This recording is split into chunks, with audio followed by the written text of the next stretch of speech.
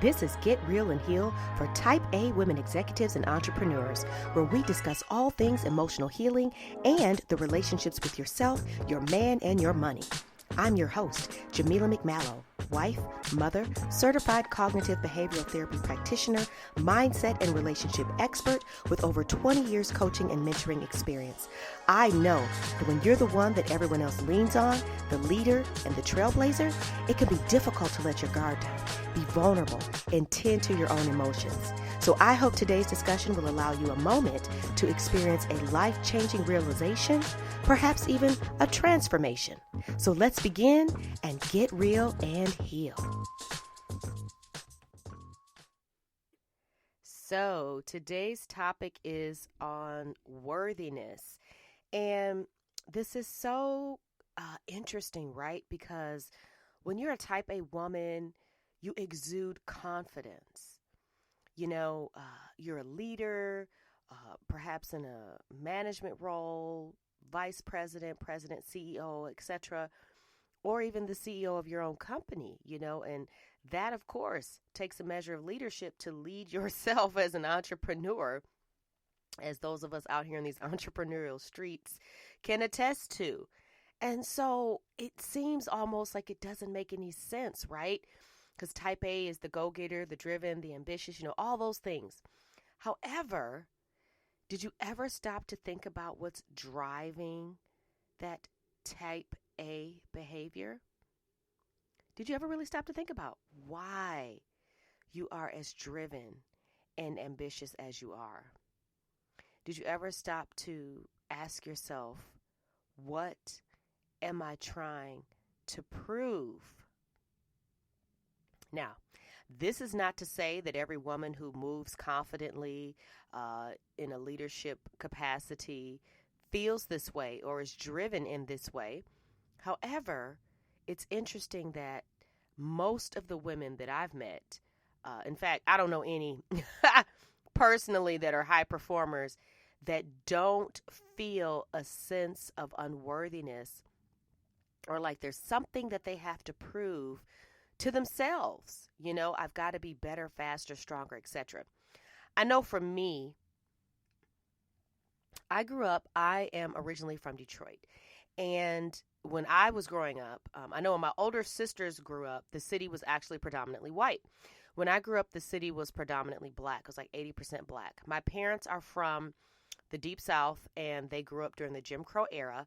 And they came out of that with the mentality of education being extremely important, right? They can't take that from you. And so my parents were educators. My mother had a master's degree in music. She taught in music in the Detroit public school system for over 20 years. My dad became a university professor, has a PhD, all of those things. So I share that to say that education was something that was very strongly pushed in our family, driven by this relentless, weight that we had to be better, faster, stronger because we already had a strike against us because we were black. Well, when I went to school, that same idea was perpetuated. And so there was this tremendous amount of pressure to perform, to overachieve, to just go beyond, right? And when I got to college is when I realized that the education that I received actually was superior to what my peers in the suburbs had received as far as the training and the mindset around being successful and being driven and being focused. It was like we were on two different pages. We were coming out of high school with like resumes and interviewing skills. And it was like, but I share all that to say that was a lot of pressure to succeed. And there was no alternative, right? I remember being in, so from kindergarten to fourth grade, I went to a private school. And then I went to a public school for middle school, a magnet school, and then high school was the top school in the city of Detroit, and it's a public school. And it was strictly college preparatory.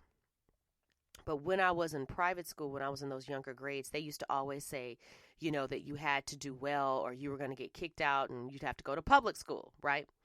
And then when we were in middle school, it was you had to act right and get the grades so you can get into the right high school, or else you're going to have to go to a neighborhood school, because the top 3 high schools in the city of Detroit, you had to take a test to get into. All the other high schools, you just basically went to the one that was zoned for your community. And so that's how they did it. It was like this fear-based strategy of like forcing us to be focused on winning and staying in the elite or the best or whatever. Do you understand what I'm saying? And so that plus, the experience of my parents and their conditioning, etc., it really just turned me into a machine almost, if that makes sense. So I did very well in school. I became really good at memorizing. I think memorizing was just something I'm naturally good at. Do you know what I mean? But I became really good at memorizing and regurgitating information on tests. So I got great grades, got the National Honor Society, high GPAs, all those things. I can't remember if I took an AP class or not. I don't know. I might have been lazy and been like, I don't want to be putting all that pressure on myself. But here's the point. It became just, it's just checking off boxes, achievement, moving on to the next thing, And so the emotion, the desire, like just didn't exist. It was just kind of, this is just what you did, is you just moved on to the next thing and on to the next thing and check that box and go higher and higher and higher. Because then, of course, when you got in high school, the pressure was you had to get these great grades, you got into the right college, or you went to the college so that then you get a good job. So that was the whole story, right? The conditioning, the messaging that I received my whole life. And so, like I said, it just turned me into a machine, like a business focused beast. And that's it. Never really an opportunity to explore, well, is this what I want to do? And then, of course, when I would do well in school, I would get my parents' approval, right? I would get their attention. And so that also became a type of currency for me to do well and succeed, was to receive their attention, because they were busy. They both worked full time, and then they had a business. And so all of that, affected me. And it just turned me into someone who was relentless. Now, the good side of it is, yes, I became relentless. I became unstoppable. So adversity, all those type of things didn't stop me. Because you just keep going. Machines don't stop until somebody pulls out the plug, right? You just keep going. But the problem with that way of being was it wasn't leading me to any type of prolonged happiness or any sense of fulfillment or anything like that. And so, eventually I had to break up with that. And honestly, here at 44, it is still an ongoing battle. I am who I am, right? So I'm always going to have high standards. I'm always going to work quickly because I like to get results fast. That's what I do for my clients. I don't see the need to drag things out. I don't see the point in that. There are certain things, yes, that have to be done slow and meticulous, but then there are things that can be done quickly, and people tend to drag them out for no reason. For example, I don't get why people who have a problem know they need to solve it and actually know that they can hire someone to help them solve it, but instead they just continue to stay where they are and do nothing, or continue to try to, just freebie it or DIY it or whatever, knowing they're not going to get the results that they actually need, knowing they actually need to invest in themselves and get the help, but they don't do it.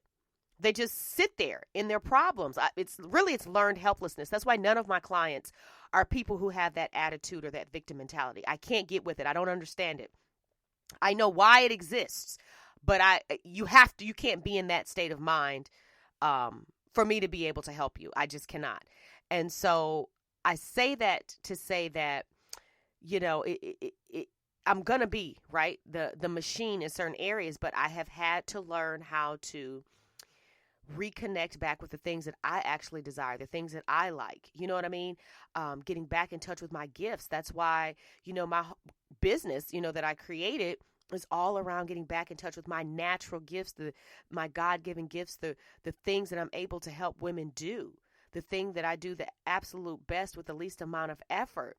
And, I just share all this with you to say that when we are these type A women and we're driven by the desire and the need to achieve and to propel ourselves forward, it can be driven by a sense of unworthiness, right? That we have to keep going because we're never going to be good enough, or we already have strikes against us, or we have to do this in order to get attention from our parents, or we have to do this in order to even be counted in when we get into the workplace or whatever. It's never from a place of, wow, I really love this. Wow, I really want to do this.